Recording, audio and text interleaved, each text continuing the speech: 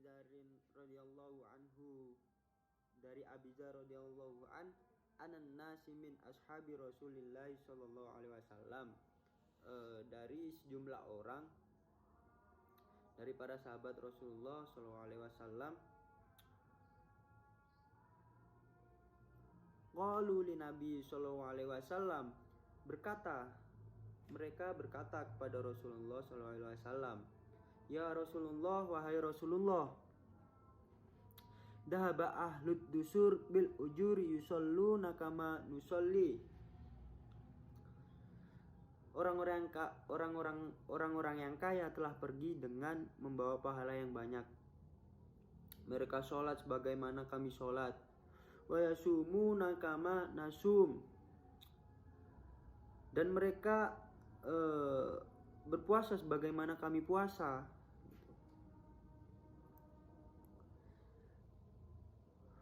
Wa yatasaddaquna bifuduli amwalihim. Dan mereka bersedekah dengan kelebihan harta mereka, sedang kami tidak dapat melakukannya. Qala, Rasulullah bersabda, qala awalaisa qad ja'alallahu lakum ma tasaddaqun. Bukankah Allah telah menjadikan bagi kalian jalan untuk bersedekah?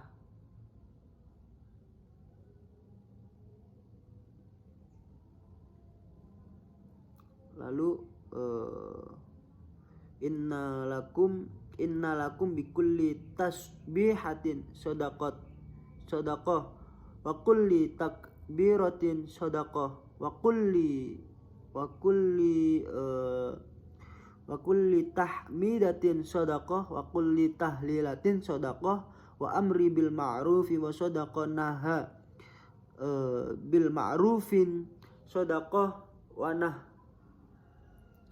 an munkari sadaqah wa fi bud'i ahadikum sadaqah.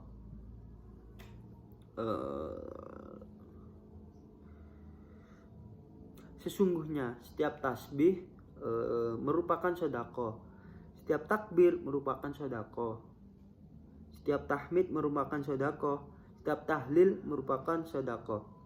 Amar ma'ruf nahi munkar merupakan sedekah, dan setiap kemaluan kalian merupakan sedekah.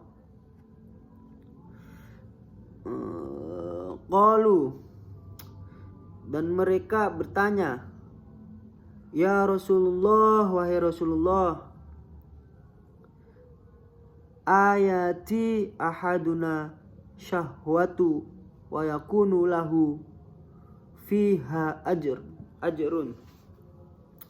Ya Rasulullah, masakah dikatakan berpahala seseorang di antara kami yang menyalurkan syahwatnya? Qala, dan Rasulullah menjawab bersabda, ara'aitum law wada'aha fi haramin akana alaihi wizrun.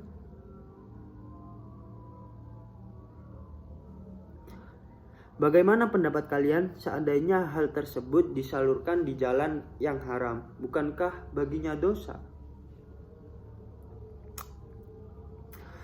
Qala, dan Rasulullah melanjutkan,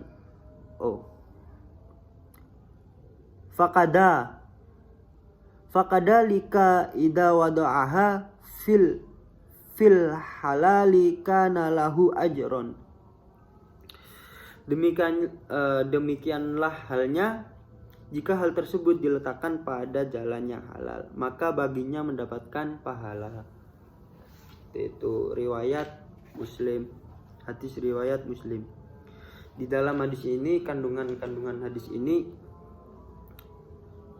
poin pentingnya adalah bagaimana kita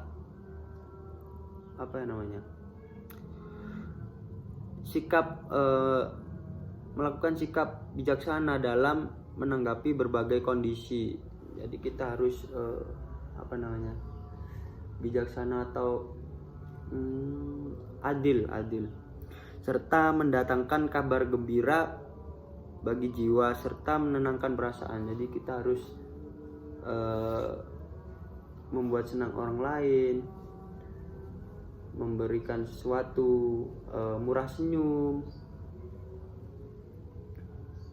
Itu termasuk kita sedekah, meskipun kita tidak mampu untuk memberikan sedekah dalam bentuk wujud, kita senyum saja itu loh sedekah. Selanjutnya adalah di sini poinnya juga para sahabat berlomba-lomba untuk berbuat kebaikan. Jadi selain sikap-sikap sifat-sifat Rasulullah atau perbuatan-perbuatan yang dilakukan Rasulullah yang wajib kita contoh, juga kita harus meneladani para sahabat yang berjuang bersama Rasulullah. Itu juga harus sering-sering membaca sejarah gitu. Terus selanjutnya poinnya luasnya keutamaan Allah Ta'ala serta banyaknya pintu-pintu kebaikan yang dibuka bagi hambanya. Jadi Allah itu saking murahnya, kita harus beribadah dengan tulus agar mendapatkan pahala yang banyak. Kebiasaan-kebiasaan mubah dan penyaluran syahwat yang disyariatkan dapat menjadi ketaatan dan ibadah yang diiringi dengan niat saleh. Jadi kita melakukan kebiasaan sehari-hari kita dengan syahwat, maksudnya keinginan. Tetapi kita harus tetap menjalankan itu dengan syariat yang syariat yang ditetapkan oleh agama Islam itu sendiri, agar kita mendapatkan ridho dari Allah Subhanahu wa Ta'ala. Selanjutnya adalah anjuran untuk meminta sesuatu yang dapat bermanfaat bagi seorang muslim dan dapat meningkatkan dirinya ke derajat yang lebih sempurna. Anjuran untuk meminta sesuatu yang dapat bermanfaat bagi muslim.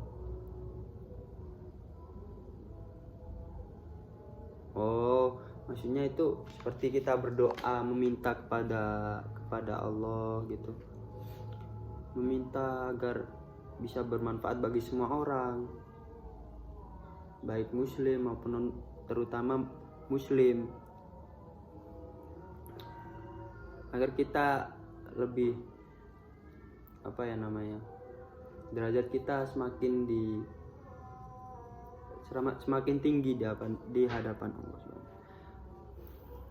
Di dalam hadis ini terdapat keutamaan orang kaya yang bersyukur dan orang kafir yang bersabar. Jadi meskipun kita kaya, kita itu tidak boleh sombong, tidak boleh semena-mena terhadap orang yang miskin.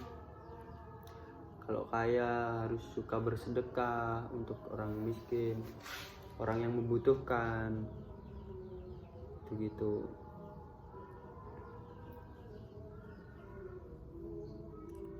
Dan orang fakir yang bersabar. Jadi meskipun kita fakir, kita tidak mempunyai apa-apa, kita harus bersabar.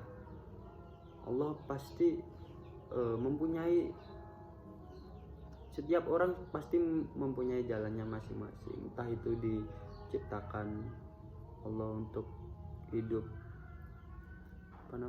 hidup dengan kaya, hidup dengan miskin.